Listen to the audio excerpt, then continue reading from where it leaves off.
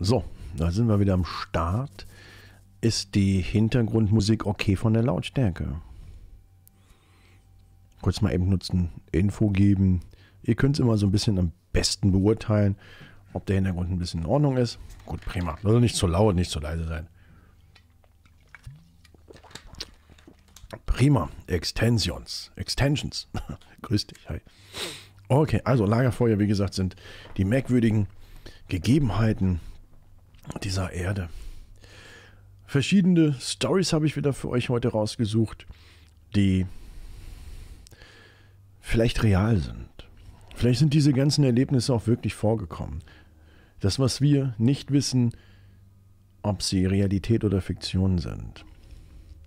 Die Geschichte hier handelt von Rache, von Rachsucht. Ich lese sie euch vor, wie sie geschrieben steht. Ich sitze jetzt hier in diesem Moment vor meinem Computer und bin wahnsinnig erschrocken. Denn ich weiß, dass jeder Moment mein letzter sein könnte. Mein Freund ist hier bei mir und er ist der einzige Grund, warum mein Leben in Gefahr ist. Es mag vielleicht keinen Sinn ergeben, wirst du dir denken, aber ich versuche es dir jetzt zu erklären. Alles begann heute früh, als ein Freund von mir hier in mein Haus stürmte und die Tür laut hinter sich zuschlug. Seine Augen waren vor Angst weit aufgerissen und er stand mit dem Rücken gegen die Tür gelehnt und atmete schwer. Ich fragte ihn, was passiert sei, und er erzählte mir jetzt genau diese Geschichte, die ich dir vorlese.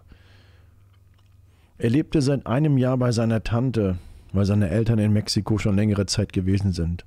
Sie waren dort auf Missionsarbeit, diese Missionararbeiter, die du kennst, arbeiteten dort in einem kleinen Krankenhaus in Südmexiko. In der vergangenen Nacht war ein verwahrloster Mann durch den Eingang des Krankenhauses gestolpert. Er schrie auf Spanisch und schien vor Angst den kompletten Verstand verloren zu haben. Sie brachten den alten Mann zu einem Stuhl und ließen ihn sich hinsetzen. Als der alte Mann wieder zu Atem kam, erzählte er seine Geschichte in einem gebrochenen Englisch. Er behauptete, seine Schwester sei durch irgendetwas getötet worden, das als La Muerto Blanco bekannt war. Er sagte immer wieder, dass es als nächstes für ihn kommen würde. Verwirrt hat man ihn gefragt, wer oder was Muerto Blanco sei, und bekam keine Antwort. Mit einem Ausdruck unergründlicher Angst im Gesicht sagte er, es sei der weiße Tod. Sie ist die Seele eines Mädchens, das vor Jahren gestorben ist. Sie starb durch ihre eigene Hand, allein und ungeliebt. Sie hasste das Leben so sehr, dass sie alle Spuren von sich selbst von der Erde sogar entfernen wollte. So sehr hat sie sich gehasst. Ihr Wunsch, ihr Gedächtnis vollständig auszulöschen, war so groß, dass sie als rachsüchtiges Etwas von den Toten zurückkehrte, entschlossen, alle zu töten, die von ihrer Existenz auch nur annähernd gehört haben. Sie ist irgendwie ein Mädchen, aber doch keins. Wir wissen nicht, was sie ist. Sie ist auch nicht tot, aber auch nicht lebendig. Sie hat kalte Augen, aber auch irgendwie schon wieder schwarz und leuchtend. Ab und zu sah man sogar von ihr Blut aus den Augen tränen. Sie läuft, ohne sich zu bewegen. Sie bewegt sich, ohne dass auch nur ein Fuß sich vor den anderen setzt. Aber sie verfolgt dich wie ein wildes Tier. Sie umschleicht dich. Sie sieht dich, egal wo du bist, auch jetzt, wo du vielleicht einfach nur so einer Geschichte zuhörst. Kann sie dich beobachten, ohne dass du weißt, dass sie bei dir ist. Du wirst nie wirklich bewusst sein, dass sie dich verfolgt. Es kann sein, dass du ganz normal lebst und dass du einkaufen gehst, Fernseh schaust, baden gehst. Vielleicht sind die Augen irgendwo, die dich beobachten. Du weißt es doch gar nicht. Manchmal macht sie sich bemerkbar. Bei dir zu Hause. Durch ein kleines Klopfen an irgendwelchen Gegenständen, wo du denkst, es sei der Nachbar gewesen, der nur einen Nagel einhämmert. Oder du der Meinung bist, dass es vielleicht einfach nur der Boden ist, der knarrt von der Heizung des Holzes. Aber woher bist du dir denn sicher, dass sie nicht es ist? Sie klopft ein einziges Mal. Sie klopft einmal für deine Haut, mit der sie ihr eigenes, verwesendes Fleisch wieder flicken möchte. Zweimal für deine Haare, dass sie zwischen ihren Zähnen knirschen möchte. Dreimal für deine Knochen, die sie zu Keulen verarbeitet. Viermal für dein Herz, das sie dir aus der Brust reißen möchte. Fünfmal für deine Zähne, die sie poliert und in einer Schachtel aufbewahrt als Erinnerung. 6-mal für deine Augen, die sie mit ihren Fingernägeln aus deinen Augenhöhlen pult. 7-mal für deine Seele, die sie ganz verschlingen wird. Egal, wohin du gehst, sie wird dich aufspüren und du wirst ihr Klopfen hören. Es kann sein, dass du tagelang immer nur ein einfaches Klopfen einmal hörst, wo du schon immer wieder denkst, dass der Nachbar wieder einen Nagel reingehauen hat. Du kannst versuchen, davon zu laufen, wenn du es möchtest, aber sie ist immer schneller als jeder Lebende. Wenn du von zu Hause fliehst, wird sie an der Tür klopfen, wo du dich in der Nähe aufhaltest oder an Gegenständen. Sie wird dir folgen, wohin du auch immer gehst. Der verängstigte alte Mann war sich sicher, dass dieses Ding auch seine Schwester getötet hat. Er hat sogar versucht, der Polizei von ihr zu erzählen, aber sie wollten ihm nicht zuhören, weil sie es einfach nur als beschissene Geschichte abgetan haben. Als nächstes hatte er damals versucht, es einem Priester zu sagen. Aber der Priester hat einfach die Tür zugemacht.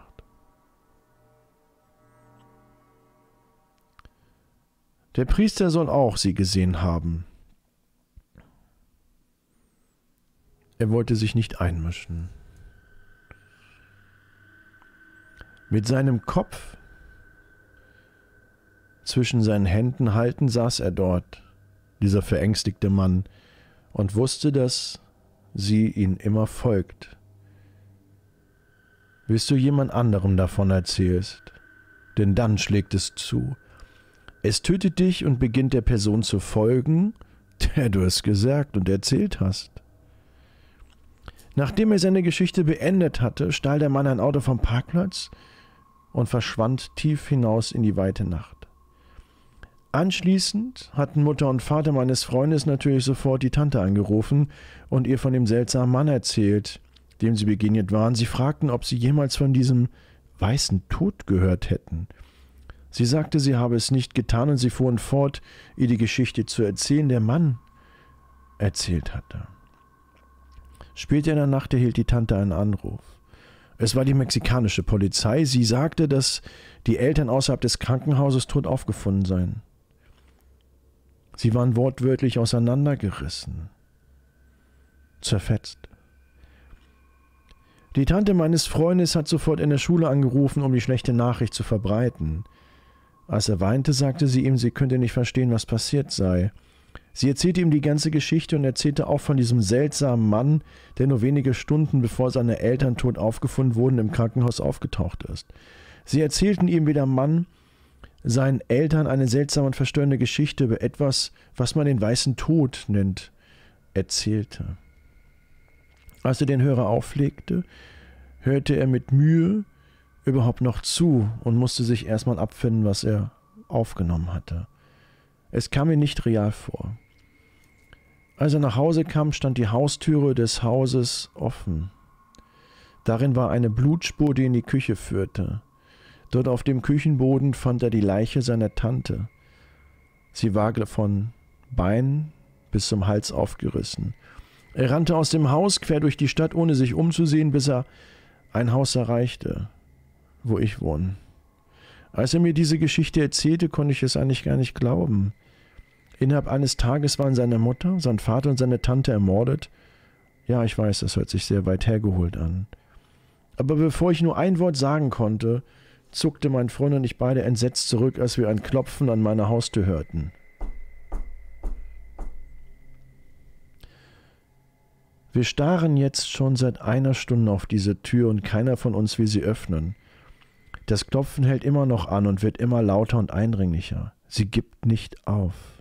Sie gibt niemals auf. Sie ist nicht aufzuhalten. Ich glaube, sie will uns nur Angst machen.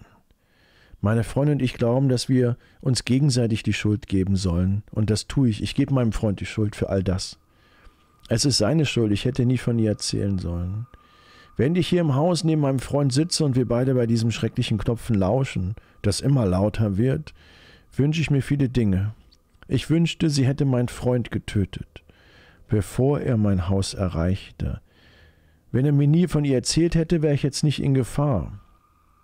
Es tut mir leid, dass ich ihn je getroffen hatte. Und es tut mir jetzt auch leid für dich.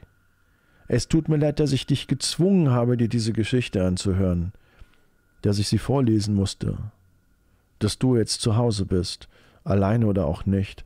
Es tut mir leid, dass ich dir von diesem weißen Tod erzählte. Es tut mir leid, dass wir es jetzt schon fast gleich 23 Uhr haben. Und ich weiß, dass wenn du im Bett bist, es still wird. Ich weiß, dass deine Ohren so aufgestellt sind, dass du jedes Geräusch, wenn du im Bett liegst, hören wirst. Ich weiß, wie du rumschaust, wenn du alleine nachher bist. Oder mit deinem Partner oder Freund im Bett liegst. Es tut mir leid, denn jetzt, wo du weißt, was passiert, bist du die nächste Person. Sorry. Die Geschichte finde ich schon krass.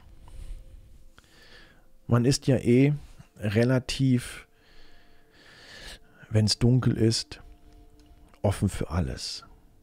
Das heißt, wir nehmen alle Geräusche wahr. Wir nehmen jedes Geräusch mit, was wir hören können. Und ich finde die Geschichte relativ gut, denn sie zeigt im Grunde die Angst des Menschen. Sie zeigt im Grunde das, wovor wir Angst haben, obwohl wir es nicht kennen. Es ist nur die Frage, was tust du, wenn es wirklich klopfen sollte bei dir? Glaubst du, dass sie es ist, oder glaubst du, dass es der Nachbar ist? Was wäre, wenn du keinen Nachbar hast? Wenn du weißt, die schlafen schon längst. Überlege genau, ob du die Tür aufmachst. Vielleicht wartest du besser bis zum nächsten Tag, um deine Türe zu öffnen. Manchmal ist es besser zu leben.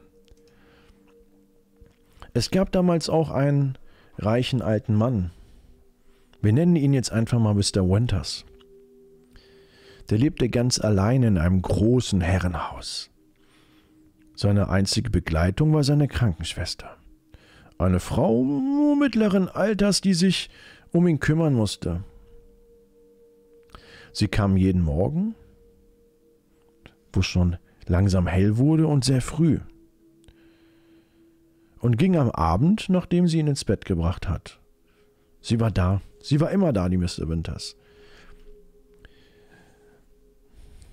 Mr. Winter hatte damals einen Schlaganfall.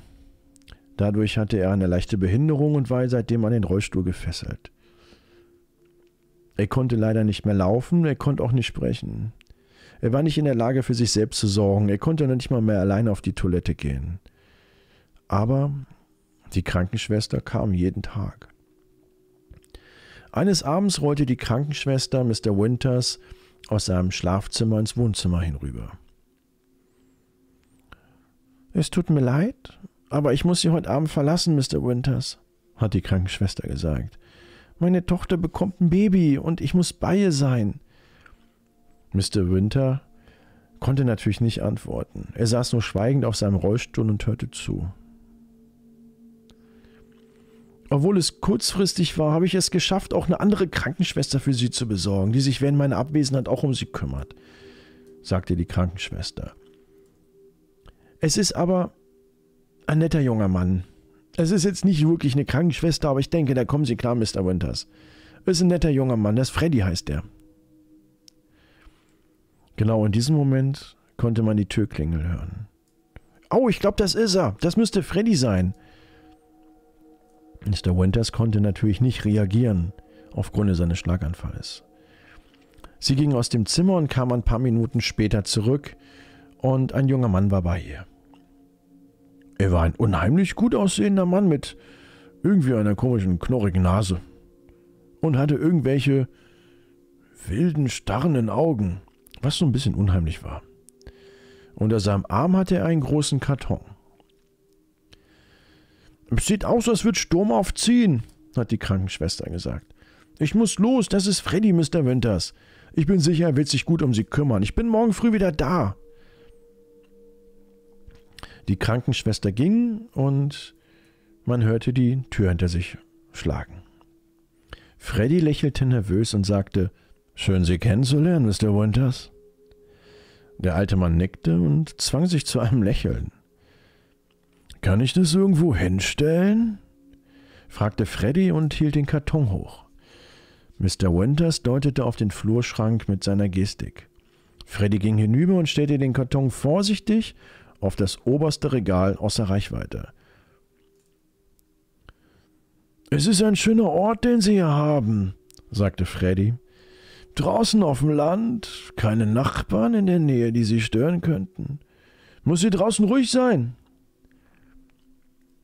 Draußen regnete es in der Zeit und der Himmel verdunkelte sich immer mehr. Mr. Winters holte Stift und Notizblocks heraus, kritzelte eine Nachricht auf ein Blatt und reichte sie Freddy.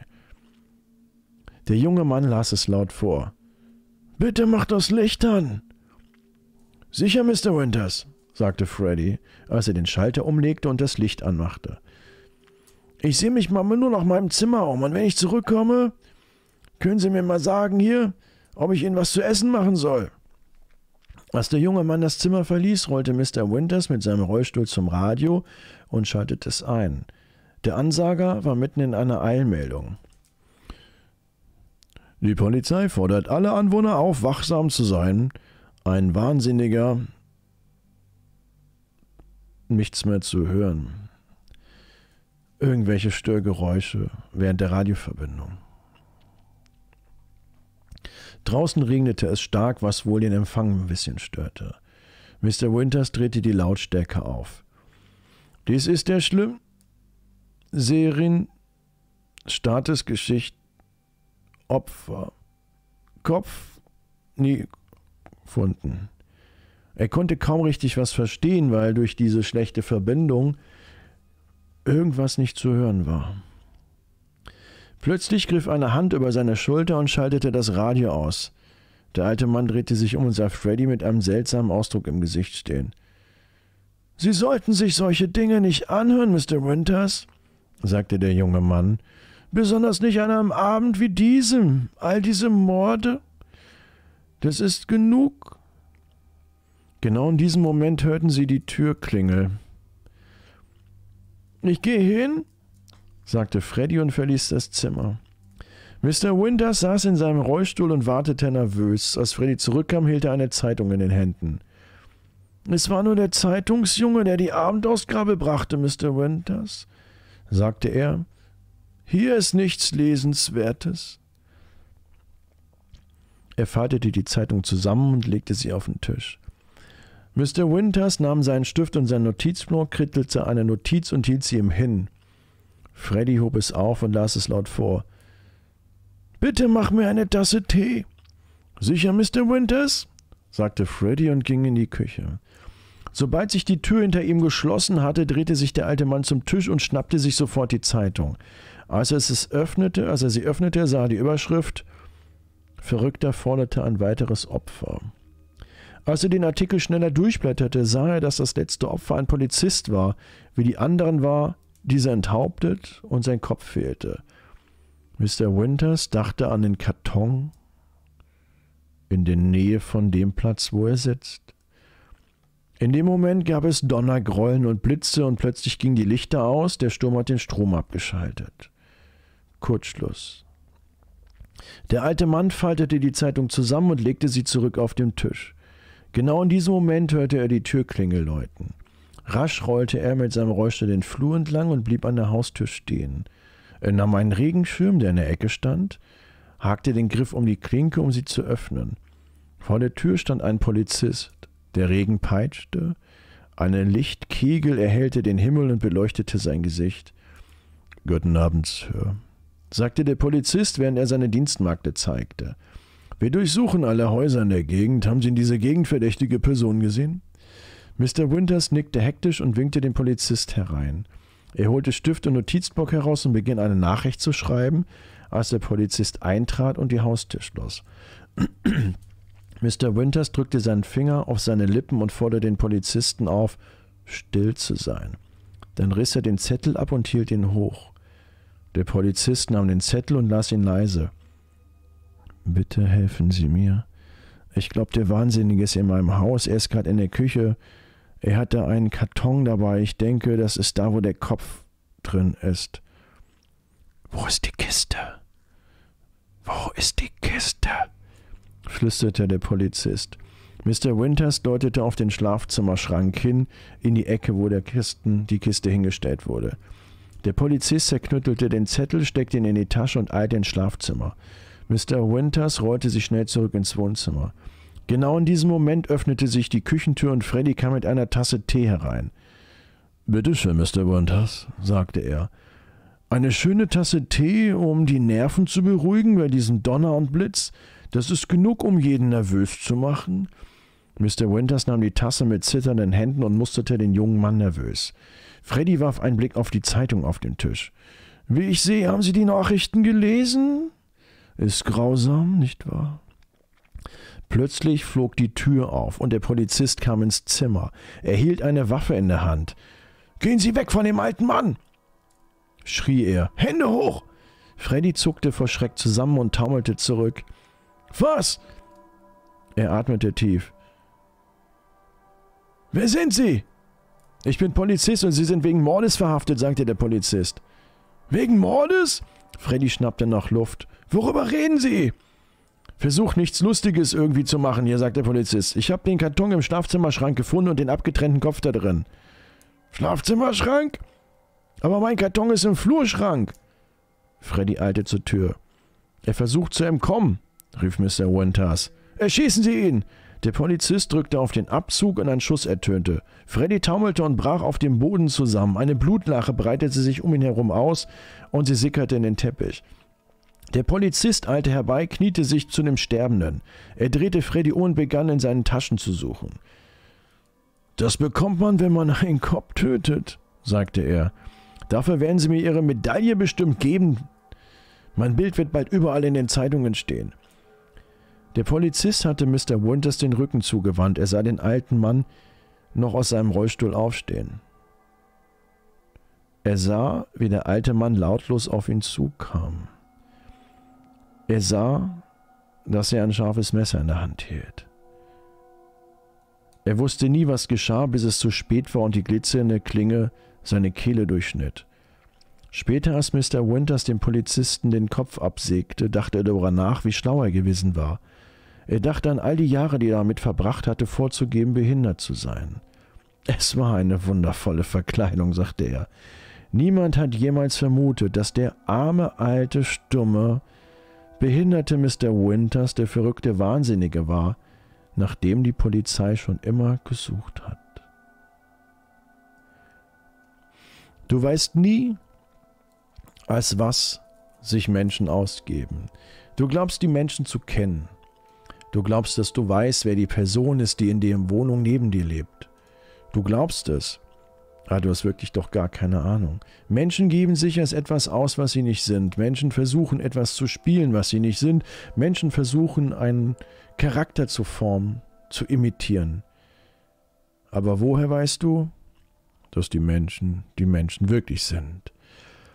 Eine nächste Geschichte ist von einer alleinerziehenden Mutter, die ihre Geschichte erzählen möchte.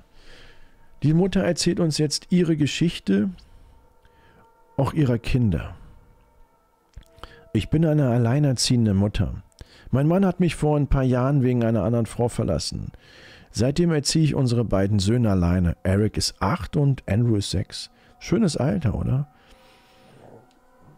Neulich war ich in der Küche, bereitete das Abendessen vor wie jeden Abend.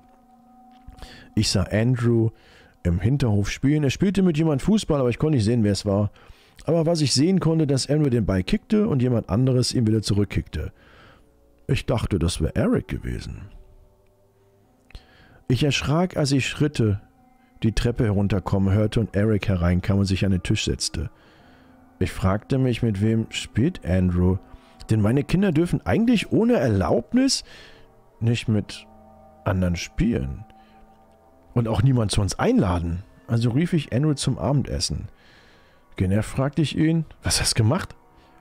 Ich habe mit einem Freund gespielt, hat er geantwortet. Welcher Freund? Ich habe gesagt, du sollst niemand einladen ohne Erlaubnis. Nein, Mama. Mama, nein. Mein Freund vom Baum. Hä? Mama, das ist mein Freund vom Baum. Der fliegt total gerne. Irritiert habe ich ihm damals zugehört. Er war schon so ein kleiner Waldmeister, um Dinge zu erfinden. Andrew bestand darauf, dass es stimmte. Er sagte, sein Freund wollte nicht mit ins Haus kommen, weil er mich erschrecken könnte. Ich glaube, das war ein imaginärer Freund. Also fing ich an, Fragen zu stellen. Wie heißt denn dein Freund? Mama, Balthasar. Und wo wohnt der? Ich weiß nicht, aber er kommt immer zum Spielen. Was für Spiele? Alle möglichen, Mama. Er kommt vom Baum herunter und fragt mich, ob ich so fliegen möchte wie er. In diesem Moment spürte ich, wie irgendwie ein Schauer durch meinen Körper lief. Ich hörte Gelächter aus dem Hinterhof. Lachen. Ich stand auf, um zu schauen, wer es war, aber als ich aus dem Fenster spähte, konnte ich niemanden sehen. Mama, das ist Balthasar, sagte Andrew. Er wartet, dass ich zum Spielen rauskomme. Dieses Lachen war wieder zu hören, diesmal noch lauter, dass es durch unseren Raum schallte. Wo ist der? Wo ist Balthasar? Mama, das ist der. Komm. Dieses Lachen war irgendwie immer eindringlicher. Mama, Balthasar ruft. Ich bekam immer mehr Angst. Es verunsicherte mich immer mehr. Ich nahm an, ich wollte mir selbst beweisen, dass dieser Balthasar nicht echt war. Also sagte ich Andrew, er soll ihn doch bitte zum Abendessen einladen. Ohne etwas zu sagen, stand Andrew auf und ging zur Tür. Er winkte mit der Hand, kam dann zurück und setzte sich wieder an den Tisch. Ich blickte zur Tür und rechnete schon damit, dass jemand hereinkommen würde, aber da war niemand. Mama, kannst du bitte aufhören, die Türe anzustarren? Balthasar sei schon längst da. Ich sagte Andrew, er soll bitte aufhören. Mama, er ist hier. Ich fing auch an, langsam lauter zu werden. Und Eric begann auch schon an zu lachen, obwohl ich lauter wurde. Das Lachen wurde laut und verwandelte sich in gackerndes Gelächter. Es jagte mir jetzt ein Schauer über den Rücken. Ich drehte mich rum und wollte 2 Gläser Wasser holen für die Kids. Ich war zu den Kindern zum Rücken gekehrt und ich lauschte. Das Lachen, was ich hörte, war nicht von meinen Kindern. Es war wirklich aus dem Raum hinter mir. Vorsichtig schüttete ich das Wasser in die Gläser. Jetzt hörte ich meinen ersten und mein zweites Kind lachen. Und dann diese andere Lache, die nicht von den beiden war. Dann sagte mein eines Kind zum anderen, ich hab dir gesagt, du sollst nicht mit Eric spielen. Eric konnte nicht aufhören zu lachen. Und Andrew saß einfach nur da und saß sein Abendessen. Ich schrie Eric an, er sollte damit aufhören mit dem Scheiß. Plötzlich hörte er auch auf zu lachen und nahm meine Hand. Dann sagte er mit tiefer Stimme, Mama, magst du fliegen? Mama. Er fing so ein komisches Lied an zu singen. Mama. Mama, flieg mit mir.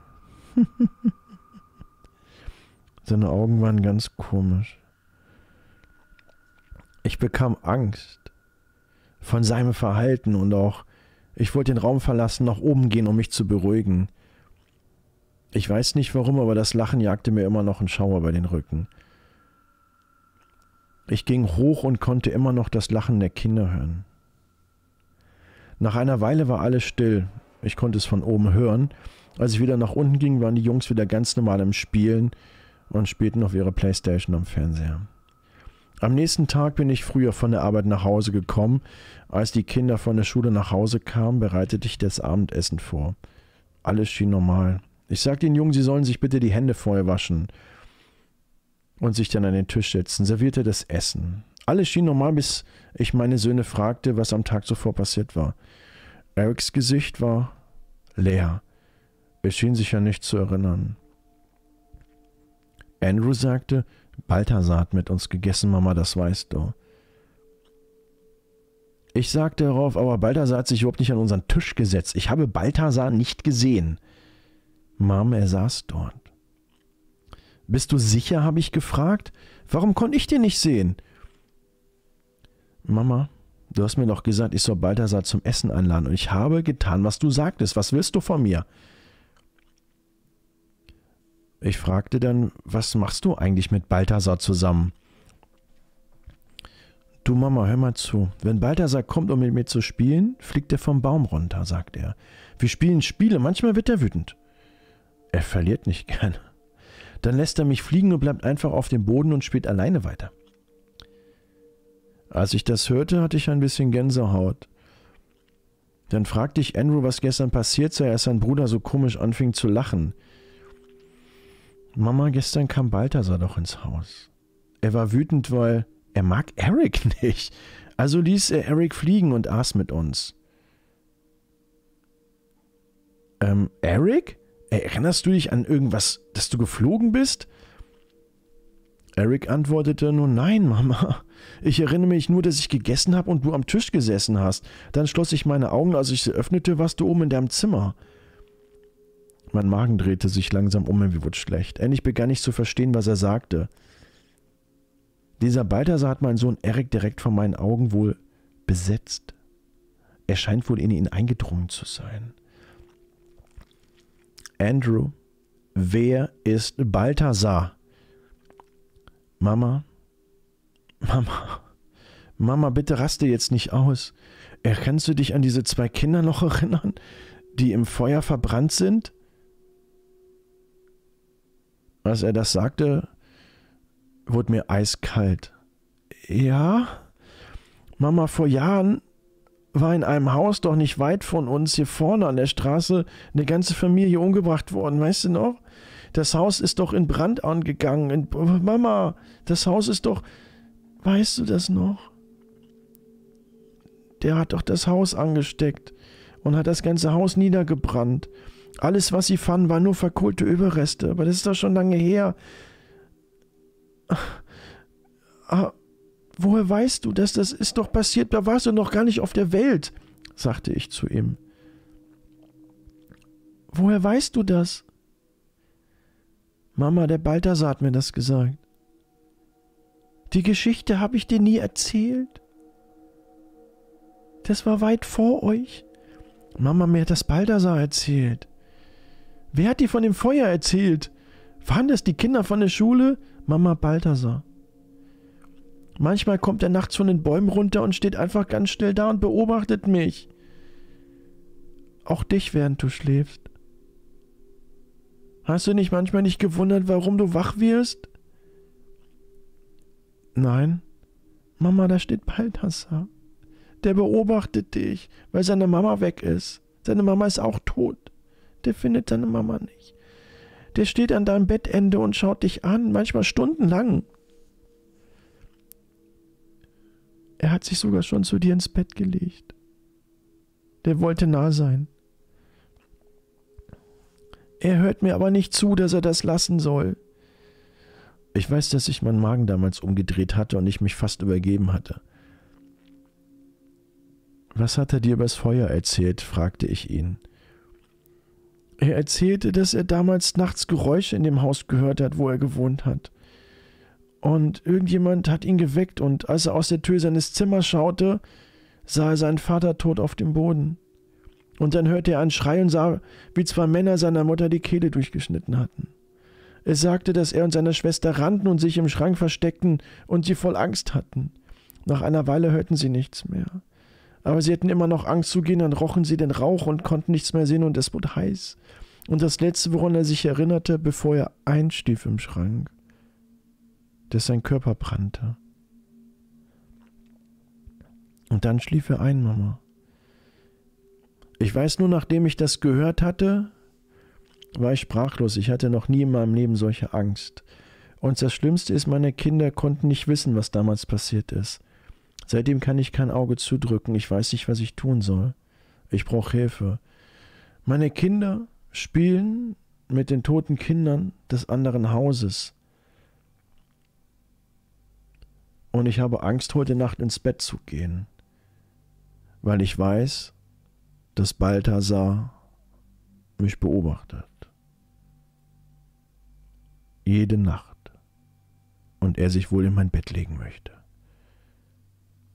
Irgendwann verschwand Balthasar. Meine Kinder haben irgendwann mal aufgehört, mit ihm zu spielen. Wir hatten Elternsprechtag. Ich saß mit den anderen Eltern zusammen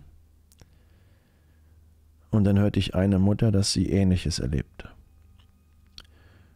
Und ich fragte sie, wie lange ging das? Und sie sagte, Balthasar war irgendwann mal weg.